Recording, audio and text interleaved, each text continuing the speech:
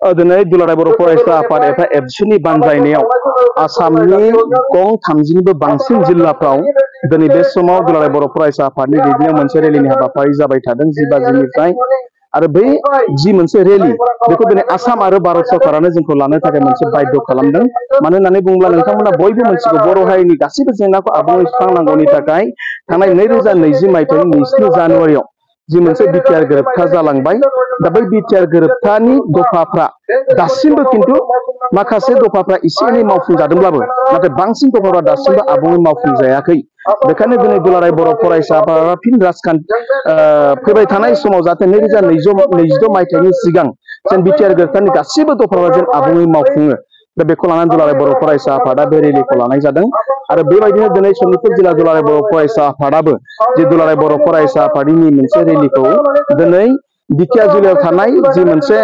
बयस स्कुल दा बिनि जि मोनसे गेवलां गेलेग्रा फोथार बे मोनसे गेवलां गेलेग्रा फोथारनिफ्राय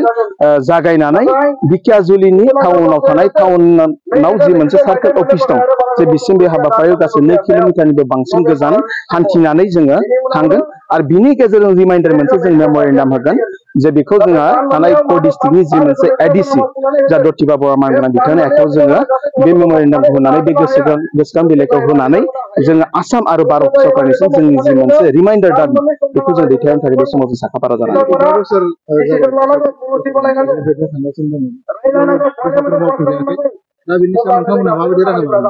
दुलाराय बर' फरायसा आफादआ बेखौनो थांनाय 5 बोसोरनिसिम जोङो बेखौनो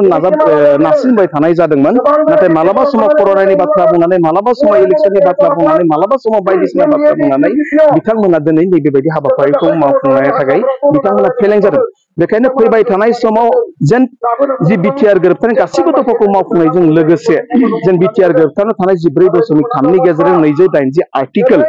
जे बिनिनो 125 एमेन्डमेन्टखौ जे बाहोनानै फैबाय थानाय विंटार सेसन एबा शीतकालीन अधिवेशन एबा गोजां बोथोरनि जे पार्लियामेन्ट सेसन बेयावनो जाहाथे बे 125 एमेन्डमेन्टआ जे बारलांथारनांगौ आरो बिनि थाखायनो दुलाराय बर' फरायसा आफादा दिनैनि बे रेलिखौ लानाय जादों आरो बेबायदिनो फैबाय थानाय 2 नभेम्बरावबो दिल्लीनि जन्तर मन्तराव मोनसे मास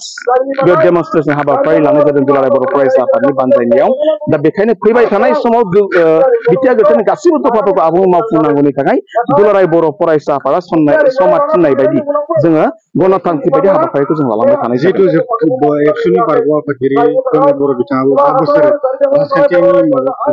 खान्थिजों जिखुनु सालायलांबाय बे 5 बोसोराव बिथाङा सालायनायाव माखासे बिटिआरनि दफा मावफुंनो फेलें जादों नामा नोंथाङा बुंगोन? दुलाराय बर' फरायसा आफाद हिसाबै जों बिटिआरनि जि बारग' गाहाय मावफुं सोद्रोमा मानगोनां मोनसे प्रमद बर' मानगोनां बिथांखौ जोङो सम सम जोङो नांगौ बायदि जों प्रेसार होबाय थानाय जादोंमोन आरो बिथाङाबो जोंनि मोनदांनाय बायदियै बिथाङाबो जे बे दफाफोरखौ मावफुंनायनि थाखाय बिथाङा जे नाजाबोबाय थादोंमोन नाथाय माखासे समाव जोंनि गेजेराव पजिटिभ जायोब्लाबो बे आसामनि गेजेराव बे मालाबा नेगेटिभ जानानै फैनो नागिरो आरो माब्लाबा आसामाव पजिटिभ जायोब्ला मालाबा दिल्लीयाव सम आरो थासारिखौ लानानै नेगेटिभ जानो नागिरो आरो मालाबा दिल्लीया पजिटिभ जायोबा खिन्थु आसामाव बियो नेगेटिभ जानो नागिरो बेखायनो हयथ' नैबेबायदि 5 बोसोरा जों बारलांबाय दा बेखायनो दिनै आरोबाव फैबाय थानाय खम समनि गेजेरावनो फैबाय थानाय 2022 मायथाइ जानो थाखाय दासिमबो 2 दान जोंनि आखायाव दङ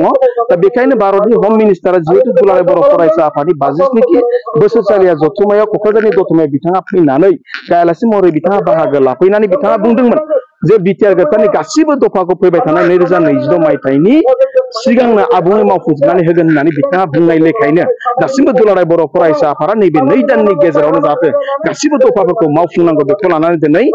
गोसोखां बिलाइखौ जों दिल्ली सरकारनिसिम मिरु सरकारजों दैथायहरनो थाखाय बे समाव जोङो लाहार फाहार खालामगासिनो दं।